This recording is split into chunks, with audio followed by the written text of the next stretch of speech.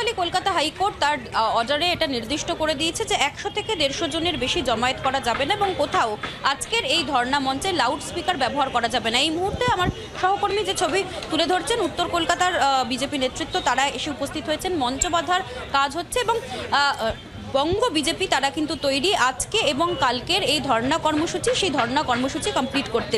আর কিছুক্ষণের মধ্যেই শীর্ষস্থানীয় নেতৃত্ব বিজেপির তারা এক এক করে আসতে শুরু করবেন এবং এই মুহূর্তে একবার চেষ্টা করে নেব তমগ্নর সাথে কথা বলার।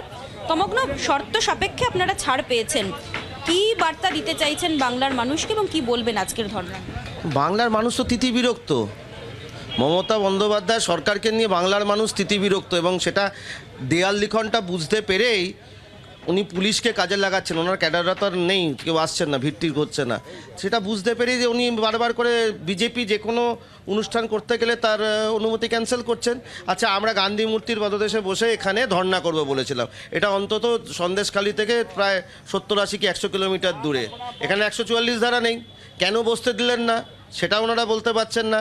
ওনারা যে কথাগুলো বলেছেন, আমরা হাইকোর্টের প্রতি আমাদের সম্পূর্ণ আস্থা রয়েছে, আমরা মেনে সেগুলো করছি, কিন্তু পুলিশ কেন বাধা দিতে এলো? এই যে ফাঁকা জায়গাটায় পুলিশ বলেছিল উচ্চ মাধ্যমিকের কথা। আচ্ছা, মাধ্যমিকের সময় দেখেছি রেড রোডের ওপর মমতা বন্দ্যোপাধ্যায় নিজে বসছিলেন, তারও সামনে মাইক বাজছিল, তখন পুলিশ বোধহয় দেখতেও পায়নি, শুনতেও পায়নি।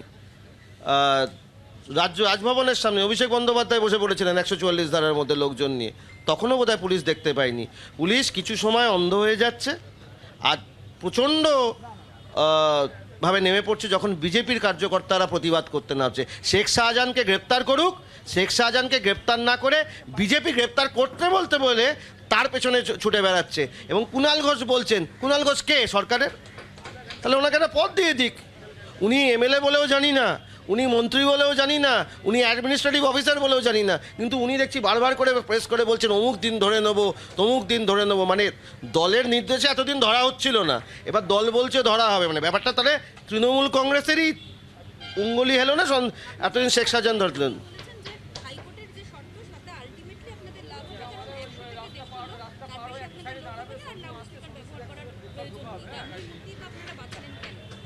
ওনার চোখে চশমা আছে, উনি সেই চশমাতে সন্দেশ যখন পড়েন, সেই চশমাতে উনি তখন সন্দেশখালিতে শান্তি দেখেন, সন্দেশখালির মা বোনেরা ধর্ষিতা হচ্ছে না দেখেন, সাজানো ঘটনা দেখেন, উনি এইসব দেখেন। আবার চশমাটা খুলে ফেলেন যখন রাত্রিবেলা, তখন হয়তো মাথার মধ্যে মনে হয় যে না, সবই সত্যি।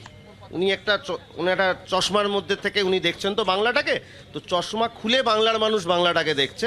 সেখানে বর্তমান পরিস্থিতিতে সন্দেশখালিতে মা বোনেরা আক্রান্ত, মা বোনেদের সম্মানহানি হচ্ছে, শেখ শাহজাহান গ্রেপ্তার হচ্ছে না, ইডি গেলে তার মাথা ফাটিয়ে দেওয়া হচ্ছে সেখানে সেন্ট্রাল ফোর্সের ইডি রেডের সময়। এইগুলো দেখা যাচ্ছে। উনি যত কম কথা বলেন ওনার দলের পক্ষে এবং ওনার পক্ষে ভালো। এবং যে রাজীব কুমার যাচ্ছেন তিনিই তো ঘুরে বেড়াচ্ছিলেন কিছুদিন আগে, তাকেই অ্যারেস্ট করবে বলে ইডি সিবিআই ঘুরে বেড়াচ্ছিল। এরা যত কম কথা বলে তত ভালো, তার কারণ মানুষ এখন তাদের বিরুদ্ধে। আর 29শে নভেম্বর এখানে অমিত শাহজি যখন এসেছিলেন, কয়েক লক্ষ মানুষের ভিড় হয়েছিল।